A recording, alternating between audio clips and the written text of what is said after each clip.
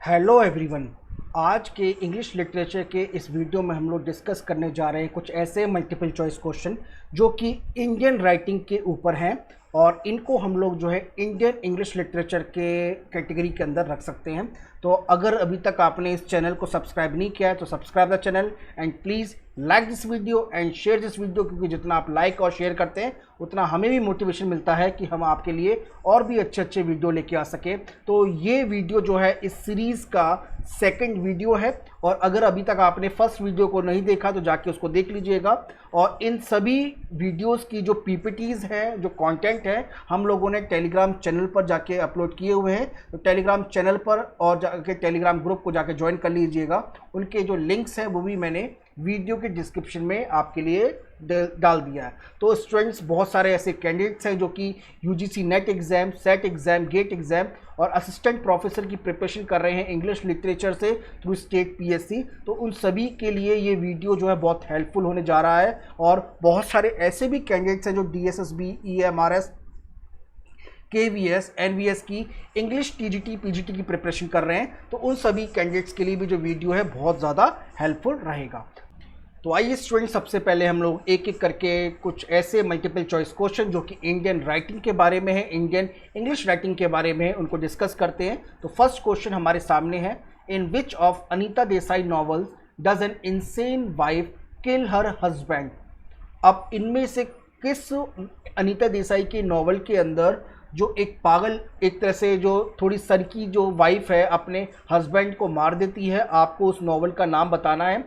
Option आपके सामने है, voice in the city, second option in custody, third option cry the peacock, fourth option Baumgartner Bombay.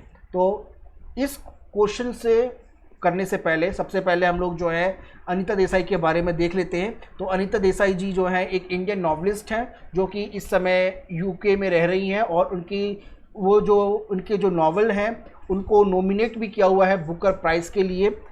Then उनको जो है साहित्य अकेडमी अवार्ड जो है 1978 में मिल चुका है उनके novel fire on the mountain के लिए। मैं आपको फिर से बताता हूँ, she already receive the Sahitya academy award for her novel fire on the mountain in 1978।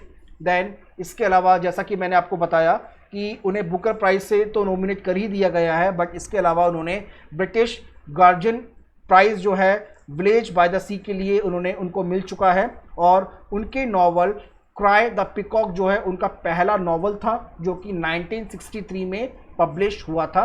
तो उनकी जो डॉटर है किरण देसाई, वो भी जो है एक नॉवलिस्ट है और उनको जो है बुकर अवार्ड मिल चुका है। और यहाँ पे उनको बुकर अवार्ड किस ईयर में मिला था और किस नॉवल के लिए मिला था, आपको मुझे यूट्यूब पे कमेंट करके बताना है, जो कि उनकी डॉटर किरण देसाई को मिला है।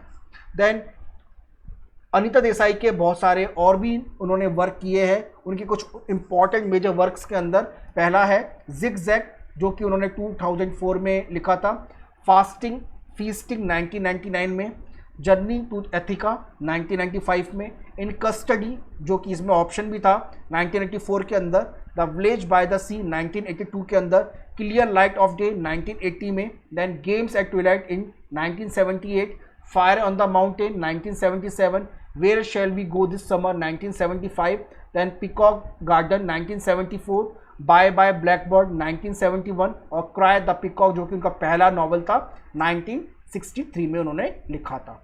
तो इन सभी नॉवल, इनके मेजर वर्क जो है ये अनीता देसाई जी के हैं। तो इसका जो करेक्ट आंसर है इस क्वेश्चन का वो है आंसर ऑप्शन नंबर थर्ड। तो क्राई द पिकॉक जो है ये करेक्ट आंसर है। So please mark third as the correct answer.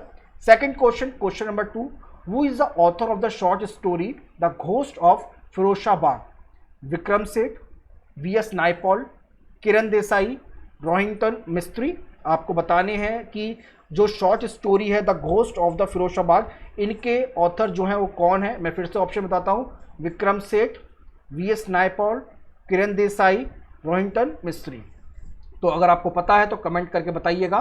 तो यहाँ पर हम लोग जो हैं रोहिंटन मिस्त्री के बारे में देख लेते हैं। रोहिंटन मिस्त्री जो है वो उसके ऑथर हैं, जो अभी आपको हमने देखा द घोस्ट ऑफ द फिरोशाबाद। और ये रोहिंटन मिस्त्री जो है इंडियन बॉर्न कैनेडियन राइटर हैं और इनको जो है नेस्डॉट इंटरनेशनल प्राइज मिल चुका है लिटरेचर के लिए 2012 में।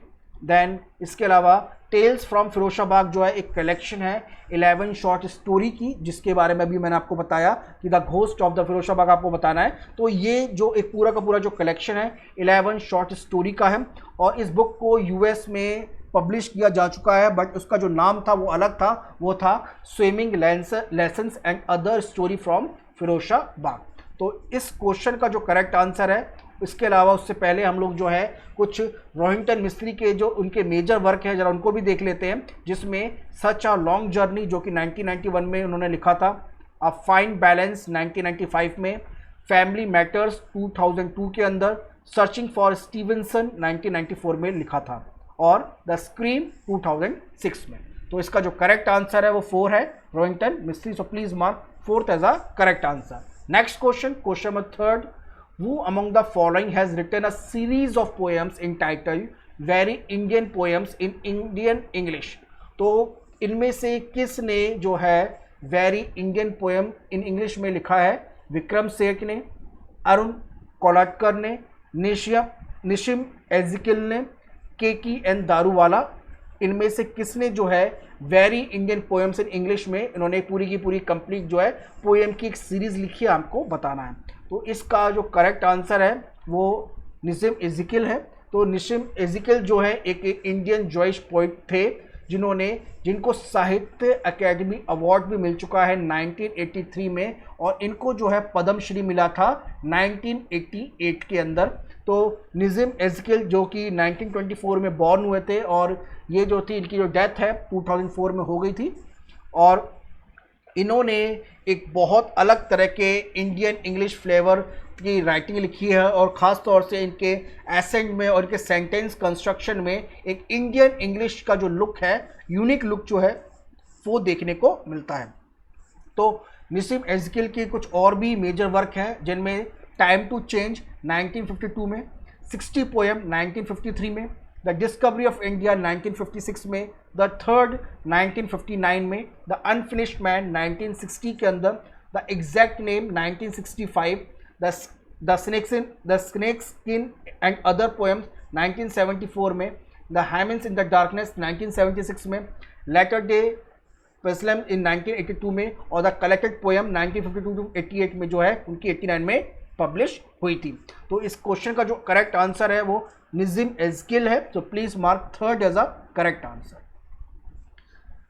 स्टूडेंट्स, हमारे जो BSI एकेडमी के बहुत सारे कोर्सेज हैं जो कि इंग्लिश लिटरेचर में अवेलेबल है, जिनमें UGC net, set exam, assistant professor through state PSC और PhD एंट्रेंस एग्जाम जो कि इंग्लिश लिटरेचर में ये कोर्सेज अवेलेबल हैं। इसके अलावा KVS, DSSB, EMRS और NVS के इंग्लिश TGT एंड PGT के भी कोर्सेज जो है हमारी वेबसाइट पर अवेलेबल है। तो इन कोर्सेज में इनरोल करने के लिए, इन कोर्सेज के बारे में जानकारी के लिए आप हमारे व्हाट्सएप नंबर पर कांटेक्ट कर सकते हैं। व्हाट्सएप नंबर हमारा स्क्रीन पर अवेलेबल है। इसके अलावा बहुत सारे ऐसे भी सेट कोर्सेज हैं जो कि इंग्लिश लिटरेचर में हम लोग टारगेट करते हैं, जैसे Chhattisgarh set, Gujarat set, Himachal Pradesh set, Karnataka set, Maharashtra set, Uttarakhand set, Rajasthan set, Haryana set, Goa set और वेस्ट बंगाल सेट। तो इन कोर्सेज में इनरोल के लिए आप हमें व्हाट्सएप पे कांटेक्ट कर सकते हैं, और हमारा जो टेलीग्राम चैनल और ग्रुप है उसका जो लिंक है वो मैंने वीडियो के डिस्क्रिप्शन में डाल दिया है, अपलोड कर दिया है, जाके उनको आप देख सकते हैं।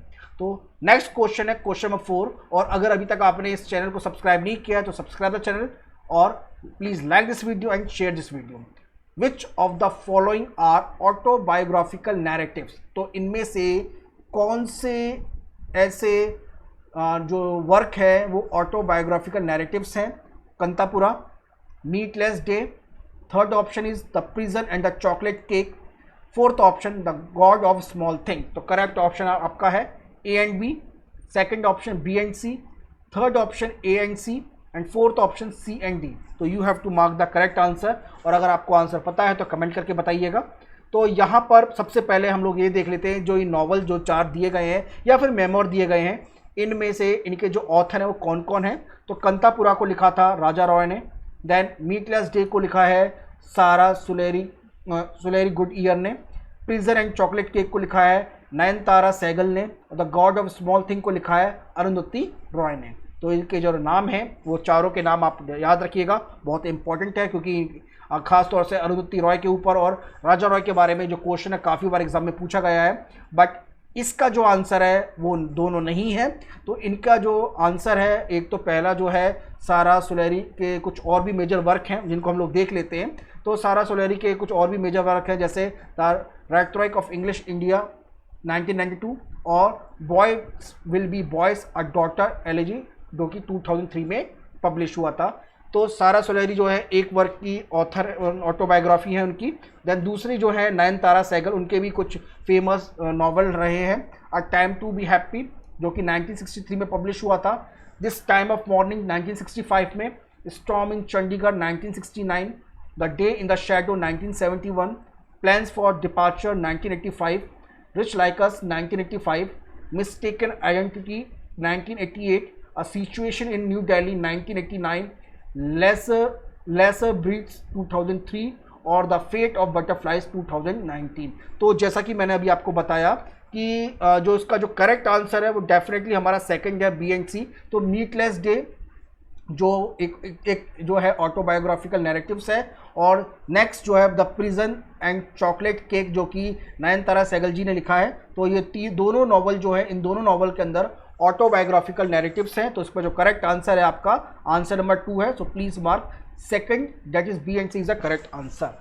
Next question, question number 5, K S. Maniam is a major writer of Indian origin, writing in English, born and living in Malaysia. Identify 2 of his novel from the following list. यानी के.एस. मनियम जो है एक इंडियन ओरिजिन के writer हैं, रहे थे actually में, वो ये नहीं है, और ये जो पैदा हुए थे और ये इनकी जो अपब्रिंगिंग हुई है वो मलेशिया में हुई है। तो उन्होंने 2 ऐसे नॉवल लिखे हैं, इन चारों में से तो उनके नाम आपको बताना है, the rice mother, the return, the touching hearth और बिटवीन लाइफ्स। तो आपको इन चारों में से बताना है। तो द रिटर्न के बारे में तो मैंने आपको लास्ट वीडियो में भी मैंने बताया था। तो इससे पहले कि अगर अभी तक आपने पहला वाला वीडियो नहीं देखा तो भाई जाके देख लीजिएगा, उसमें भी मैंने के.एस. मनियम के बारे में बताया है। तो आपको आंसर बताना है। करेक्ट आंसर आपके सामने ऑप्शन अवेलेबल है, जैसे A and D, B and C, C and D and B and D. तो यहाँ पर अगर आप करेक्ट आंसर देखें तो के.एस. मनियम जो है, जैसा कि आपको बताया कि ये इंडियन ओरिजिन के राइटर रहे हैं, ये मलेशिया में पैदा हुए, मलेशिया में इनकी अपब्रिंगिंग हुई, और के.एस. मनियम के बहुत सारे जो मेजर वर्क रहे हैं, जिनको में से द रिटर्न जो कि 1981 में पब्लिश हुआ था, एक नॉवल था। Then in a far country 1993 novel, ये भी एक नॉवल है। द बिटवीन लाइफ्स 2003 में एक उन्होंने नॉवल पब्लिश किया। देन द कॉर्ड 1983 में ये एक प्ले है, और द सेंट पिट वुमनेसेस 1990 में जो ये पब्लिश हुआ एक प्ले है। तो यहाँ पर जिन 2 नॉवल के बारे में बात की गई है, द रिटर्न और बिटवीन लाइफ्स जो है, ये 2 नॉवल है जो कि के.एस. मनियम ने लिखे हैं। तो करेक्ट आंसर जो है इसका बी एंड डी है, that is your the return और between lives. So please mark B and D as a correct answer. तो that is the answer 4 is a correct answer. So student, this is all about in today session. और इसके अलावा अगर अभी तक आपने इस चैनल को सब्सक्राइब नहीं किया है तो subscribe the channel and like this video, share this video. हमारा व्हाट्सएप नंबर आपके स्क्रीन पे अवेलेबल है, जिसमें आप हमारे इंग्लिश लिटरेचर में जो कोर्सेज हैं उनके बारे में इंक्वायरी कर सकते हैं, और उनके बारे में जो भी आपको कोई पूछना है तो आप जाके पूछ सकते हैं। इसके अलावा हमारे खुद के जो इस वीडियो की जो पीपीटी है और पीडीएफ है वो अपलोड कर दी जाएगी आपके लिए टेलीग्राम चैनल पर, ग्रुप पर। तो दोनों के जो लिंक है वो मैंने वीडियो के डिस्क्रिप्शन में डाल दी है, आप जाके उनको ज्वाइन कर लीजिएगा अगर अभी तक आपने ज्वाइन नहीं किया है। और इसके अलावा अगर कोई भी आपका डाउट है तो जाके हमसे पूछ सकते हैं कमेंट करके डायरेक्टली वहाँ पर। तो स्टूडेंट्स, नेक्स्ट लेक्चर में मिलते हैं। Thank you.